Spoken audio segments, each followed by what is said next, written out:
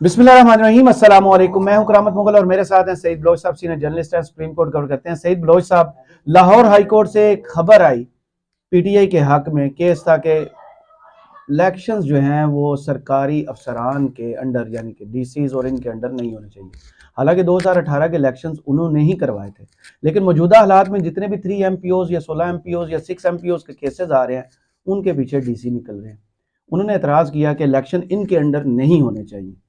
ये दरख्वास्त कितनी जायज़ थी, उस पर बयानिया बनाने के लिए नून लीग ने काफ़ी सारे दोस्तों को टिप फराहम कर दी कि बयानिया ये गढ़ना है कि इलेक्शंस जो तात्तुल होगा, मुलतवी होंगे, वो होंगे पीटीआई की वजह से, और पीटीआई इलेक्शन से भाग रही है।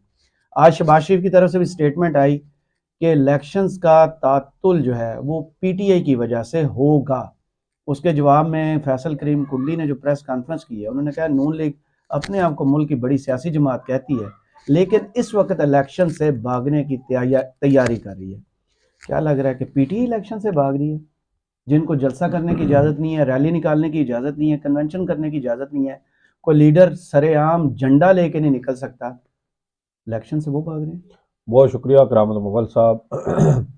देखें, मुस्लिम लीग नून के पास कोई बयानिया तो है कोई नहीं। और अलमिया ये है कि है ना जी, मुझे क्यों निकाला? नहीं, वो भी तो देखे ना, नवाज शरीफ साहब बोल बोल के थक गए हैं, कोई यकीन करने को तैयार अब नहीं, तो क्यों अम्मा नहीं? का जनाजा और वाइफ का जनाजा हर तकरीर में बताते हैं कि सर, उन्होंने कंधा नहीं दिया। जी जी, तो वो क्यों नहीं दे सके ना, आ जाते। इलेक्शंस के लिए आ गए थे, लेकिन इन दोनों कामों के लिए नहीं आए। देखे ना, वो क्या नाम है उनका, उमर अयूब साहब, हम्म, उनके वालिद फौत हुए, गौहर अयूब। वो मुकदमात में मतलूब थे, बहुत ज़्यादा मुकदमात कायम हो चुके थे, पुलिस और दीगर रियासती इदारे ढूंढ रहे थे।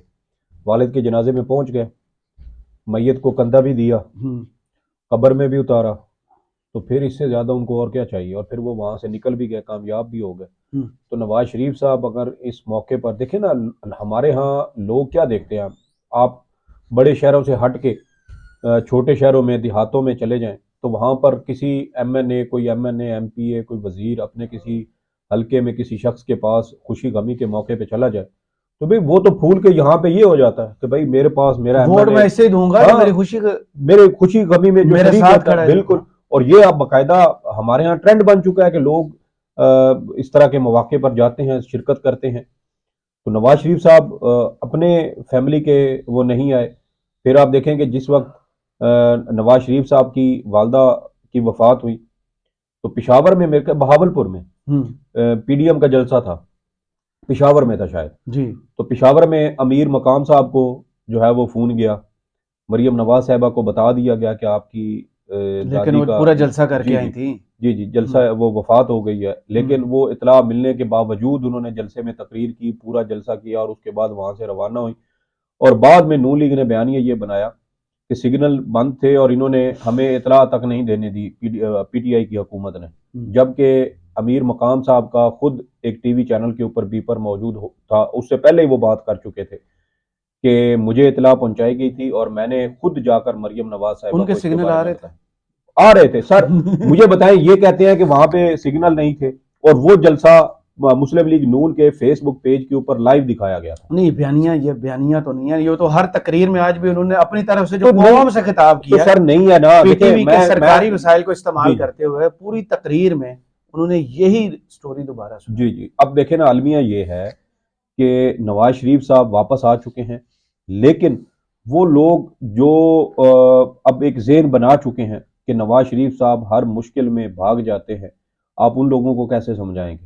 नहीं, आज मरियम तो कहती है सुने, सबसे बहादुर लीडर हूं आप दोनों। सुने ना, आज आज जिला लाहौर का वो सर्वे आया है, जो हबीब अकरम, नहीं नहीं, हबीब अकरम साहब का नहीं, वो और है, कोई पॉलिसी, इस तरह का कोई उनका वो थिंक टैंक है मेरे ख्याल में, उन्होंने आज ही कोई सर्वे किया। पीटीआई लाहौर में 61% पे है, मुस्लिम लीग नून 21% पे है। गरीदा फारूकी तो कहती हैं सिर्फ वो जीएचए में पी। फिर वही बात है ना, गरीदा फिर बंदे गिनती गिनती वो वाघा बॉर्डर पार कर जाती है और उसको फिर वो रास्ता नहीं मिलता वापस आने का, तो वो कुछ भी कह सकती है। मैं इसलिए कहता हूं कि ये जो नून लीग के ये दरबारी है ना, इनको मरवाने वाले असल ये लोग हैं जिन्होंने हमेशा गलत जो है ना वो इंफॉर्मेशन फीड की इन तक, और ये उनके हर अच्छे बुरे इकदाम के ये आगे से उसके पीआरओ बन जाते हैं। और जब तक आप किसी की गलती की निशानदेही नहीं करेंगे तो वो बंदा अपनी दुरुस्तगी कैसे करेगा। सही। और ये वो लोग हैं जो गलती को भी जो है ना वो कोई मौजजा किस्म की वो बना के ना, तो ये उसका भी क्रेडिट इनको देखें, देखा जी मियाँ साहब ही ये कर सकते हैं और तो किसी के बस की बात ही नहीं है। तो ये वो लोग हैं और इन्होंने ही मेरे ख्याल में मुस्लिम लीग नून को इस नहज पे पहुंचाया है कि आज उस सियासी जमात का पूरा वजूद खतरे में पड़ चुका है। इतनी बड़ी सियासी जमात जिसकी वफाक पर 3 बार हुकूमत रही हो, वजीर आजम उनकी जमात का रहा हो, 6 बार उनका वजीर आला पंजाब रहा हो सबसे बड़े सूबे का, तो फिर आप अंदाज़ा लगाएं कि उस जमात की क्या हालत हो चुकी है। और मैं आपको बता रहा हूँ कि ये आज का लाहौर का सर्वे है, डिस्ट्रिक्ट लाहौर का, सिर्फ लाहौर शहर का नहीं है, डिस्ट्रिक्ट का है पूरे का, जिसमें मेरे ख्याल में 8 हल्के बनते हैं और उन पूरे डिस्ट्रिक्ट में लाहौर के 13 हाँ 61 बनते हैं जनाब। ये 61% मकबूलियत है पीटीआई की। और आप देखें कि गवाल मंडी के सर्वेज हो चुके हैं, वहां से आबाई इलाके से लोग नवाज शरीफ साहब से मुतनफ़िर हैं। क्यों है? क्यों? क्योंकि आप मुश्किल वक्त में अपने लोगों को, अपने वोटर को, अपनी पार्टी को, अपने सियासी रहनुमाओं को, अपने कुलीग्स को, अपने दोस्तों को छोड़ के बाहर चले जाते हैं। इमरान खान ने लाहौर में जमान पार्क में बैठकर पूरा पंजाब फतह किया है। करामत मुगल साहब कौन सी तोप उठाई हुई थी इमरान खान ने? कुछ भी नहीं किया। हमला हुआ, जाके जमान पार्क में बैठ गया, सिर्फ बैठा रहा वहां पे। अगर नवाज शरीफ साहब ये थोड़ा सा मुश्किल वक्त निकाल लेते, 10 एक महीने तो वो रहे हैं ना जेल में टोटल, तो अगर ये 2 महीने ढंग से निकाल लेते, जैसे इमरान खान जेल में रहे, मरियम जी नवाज ने ये भी कहा। जी, तो ये इमरान खान साहब भी जेल में है ना। फर्क क्या है? फर्क ये है कि वो कहते हैं कि मेरे खिलाफ मुकदमात झूठे हैं, मैं मुकदमात का सामना करूंगा, 4 महीने से जेल में है। फर्क सिर्फ बुनियादी तौर पर यह है कि नवाज शरीफ साहब जेल बर्दाश्त नहीं कर सके, और जिसको आप जेल से डराते थे कि वो जेल में जाएगा। मतीन साहब ने 2 दिन पहले एक वीडियो की थी, सुनी थी आप? कौन सी? हाँ, मेरे बेबी ने थाना थाया वाले। सिस्टम तो यही पूछ रहा है कि उनके बेबी ने थाना थाया कि तो सिर्फ ये लोग देख रहे हैं ना कि इमरान खान का वो देखे ना, हमने कल परसों खबर तो आज उनके वकील ने बताया नहीं, मेरे जान से भी मारना चाहते हैं तो मुझे कोई मसला नहीं, जी, मैं हाजिर हूँ। तो देखे ना कि नवाज शरीफ साहब आए, 47 दिनों के अंदर उनके करप्शन के संगीन तरीन इल्जामात पर मुश्तमिल 3 नैब रेफरेंसेस 47 दिनों में वो खत्म हो गए हैं। अंदाजा लगाएं, इतनी जल्दी तो मेरे ख्याल में किसी बंदे को जमानत नहीं मिलती जितनी जल्दी उनके मुकदमात। उनकी एक और ख्वाहिश आज पूरी नहीं हुई। लाहौर से जो शेर अफजल मरवत, अकेला बंदा जिसने सारी सियासी जमातों को आगे लगाया हुआ था, उसको भी गिरफ्तार कर लिया। मेरे ख्याल में इससे पंजाब की आवाम में इश्तियाल बढ़ेगा, पंजाब में पीटीआई के वोट बैंक में मजीद इजाफा होगा। हम बार बार इस बात की निशानदेही करते रहे हैं कि पता नहीं वो कौन अहमक है जो मुस्लिम लीग नून को इस तरह की इंतकामी कार्रवाइयों का मशवरा देता है। भाई ये हर चीज आपके अगेंस्ट जा रही है, रिवर्स जाती है। आपको ये चीज समझनी होगी। मुस्लिम लीग नून ये समझती है कि हमें ये सारा कुछ करने से कोई फायदा होगा, तो बताएं ना अब तक कौन सा फायदा हुआ है। नवाज शरीफ साहब वापस आ चुके हैं, 16 महीने आपने हुकूमत की, पीटीआई के ऊपर सब कुछ आपने, वो जो गोला बारूद रियासत के पास था एक सियासी जमात को कुचलने के लिए, वो तो आपने कर दिया। अब पीछे रह गए हैं वो फायरिंग स्क्वाड।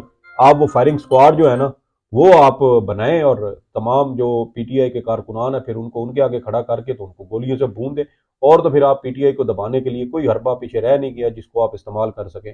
तो नवाज शरीफ साहब जो है वो जो मर्जी, और मजे की बात क्या है, आज उन्होंने जो कौम से खिताब किया वो सारा उन्होंने कौम से नहीं सिर्फ खिताब किया यार, वजीर आजम थोड़ी कौम से खिताब। यार देखे ना, अब वो अपने आप में वजीर आजम है, अपनी जात। हर बंदा जैसे होता है ना, वो माँ कहती है बच्चे को। आपको पता है इस पूरे खिताब में खबर क्या थी?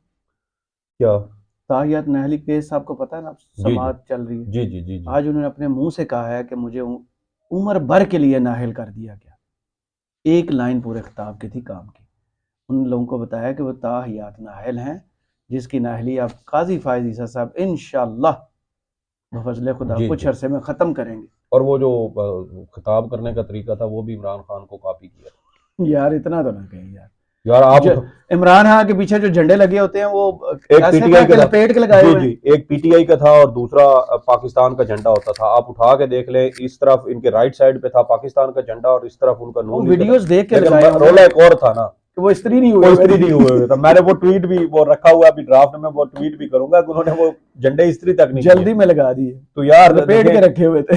देखें, नवाज शरीफ साहब को ये चीज समझनी होगी कि बयानिया मेकिंग में आप इमरान खान से शिकस्त खा चुके हैं। अच्छा, हर दोनों फोरम पे खा चुके हैं, बार बार खा चुके हैं। मेन स्ट्रीम मीडिया पर उसको बैन करने के बावजूद आपका बयानिया नहीं बन रहा। सोशल मीडिया पर उस बंदे ने पूरा बयानिया, पूरी सियासी जमात, अपनी पूरी कैंपेन उसने सोशल मीडिया के ज़रिए वो कर रहा है। और आप देखें कि इस तरह के हालात में क्या कोई और सियासी जमात इतना अरसा निकाल सकती है? मेरा ख्याल है नहीं। ये सारी सियासी जमातें इस वक्त तक ख़त्म हो चुकी होती अगर पीटीआई की जगह कोई और होती। ये मम्मी डैडी बर्गर बच्चे जिनको कहा जाता था, मेरे ख्याल में हर गुजरते दिन के साथ ये सख्त हो रहे हैं, सख्त जान हो रहे हैं। सख्त लौंडे हो रहे हैं। बिल्कुल बिल्कुल इसी तरह बात है। अच्छा, दोनों की लड़ाई हमने वीडियो शुरू की थी। नून लीग वाले कहते हैं पीटीआई इलेक्शन नहीं चाहती, पीपल्स पार्टी कहती है नून लीग इलेक्शन नहीं चाहती, मौलाना फजलुर रहमान कहते हैं कि मौसम अच्छा नहीं है, बर्फबारी होगी। ये हो क्या रहा है देखें, इलेक्शन? पीटीआई का एक बड़ा वाज़ेह सा मौक़िफ़ है कि भाई देखें ना, ये जितनी भी ब्यूरोक्रेसी है पूरे मुल्क में जो उनके खिलाफ क्रैकडाउन हुआ है, ये किसने किया? ब्यूरोक्रेसी ने किया है। ये जो लाहौर की वो डीसी है, वो जो जिसने वो क्या नाम है उनका, वो सनम जावेद साहबा को भी जिन्होंने 3 एमपीओ के तहत गिरफ्तार कर लिया, और इस तरह की जो फैसले ले रही हैं वो कौन ले रही है? वो डीसी ले रही है ना।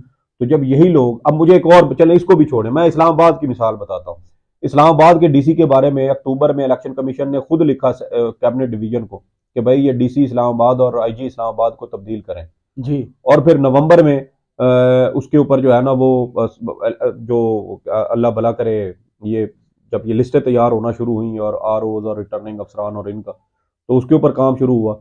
अब कुछ 3-4 दिन के पहले वो लिस्ट आई है जो रिटर्निंग अफसरान की, उसमें डीसी इस्लामाबाद को इन्होंने रिटर्निंग अफसरान बना दिया, रिटर्निंग अफसर बना दिया। तो मुझे एक बात बताएं कि जिस बंदे के ऊपर इलेक्शन कमीशन खुद उंगली उठा चुका हो उसके कंडक्ट के ऊपर कि भाई ये ठीक तरीके से काम नहीं कर रहा, तो आप फिर वो इलेक्शन कमीशन उस बंदे को वहां से तब्दील करवाने की बजाय उसको ये कर दे जी कि आप रिटर्निंग अफसर बन जाए जिला इस्लामाबाद के। तो मुझे बताएं फिर वहां पे पीटीआई चीखे नहीं तो क्या करे?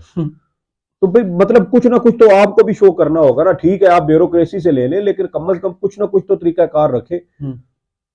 जो लोग ऑलरेडी पीटीआई के खिलाफ क्रैकडाउन में मुलविस हैं, उनके खिलाफ गैर कानूनी किस्म के वो ऑर्डर पास कर रहे हैं, एमपीओ के हों या दीगर जितने भी हों, तो मुझे बताएं ना कि फिर उनके ऊपर एतबार कैसे किया जाए। और आप देखें कि पीडीएम के दौर में जामपुर में जिस तरह, टाइम ठीक है एतराज वाला जो नहीं एतराज इस हद तक, सर देखिए है। मैं आपको बताता हूं, इलेक्शन कमीशन की बदनीयती और बदयांती ये है कि जुलाई के महीने में इलेक्शन कमीशन ने लिखा था रजिस्ट्रार लाहौर हाई कोर्ट को कि भाई आप ना हमें रिटर्निंग अफसरान और डिस्ट्रिक्ट रिटर्निंग अफसरान के लिए हमें बंदे चाहिए आपकी जुडिशरी से। उन्होंने 19 अगस्त को इनको रिप्लाई दिया 19 अगस्त को रजिस्ट्रार लाहौर हाई कोर्ट ने, और उन्होंने ये कहा कि जी ठीक है आपके साथ हम ताउन करेंगे। उसके बाद इलेक्शन कमीशन ने उनसे रब्ता ही नहीं किया रिटर्निंग अफसरान और इस तरह के जो डीआरओज और आरओज के लिए। तो मुझे एक बात बताएं, इसका मतलब ये है कि लाहौर हाई कोर्ट इस चीज के लिए एग्री थी, और जो अदलिया का अमला होता है वो अमूमी तौर पे पहले ही बहुत ज्यादा तरबियत याफ्ता होता है, क्योंकि मुकदमात और ये जो इंतखाबात होते हैं वो कराने का उनका तजर्बा है। ब्यूरोक्रेसी से आप ले रहे हैं पहली बार।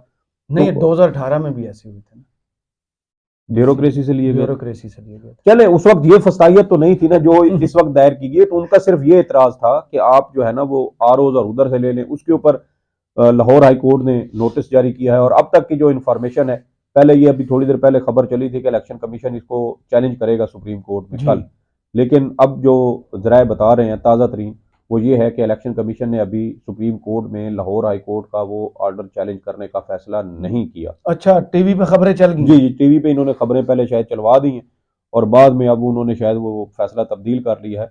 तो पीटीआई को तो देखे ना रगड़ा लग रहा है, उनके तो अभी वो बंदे सामने नहीं आ सकते जिनको उन्होंने टिकटें देनी है, उनको गिरफ्तार कर लिया जाएगा। तो वो कुछ ना कुछ तो आप उनको जो है वो उनकी गर्दन पर अपनी जो गिरफ्त है उसको ढीला करेंगे तो वो सांस ले सकेंगे। सही। तो मेरे ख्याल में अगर ये चीज सुप्रीम कोर्ट में आती है तो ये ज्यादा फायदेमंद होगी, और इससे उम्मीद ये है कि शायद पीटीआई को भी कुछ ना कुछ रिलीफ मिले इससे।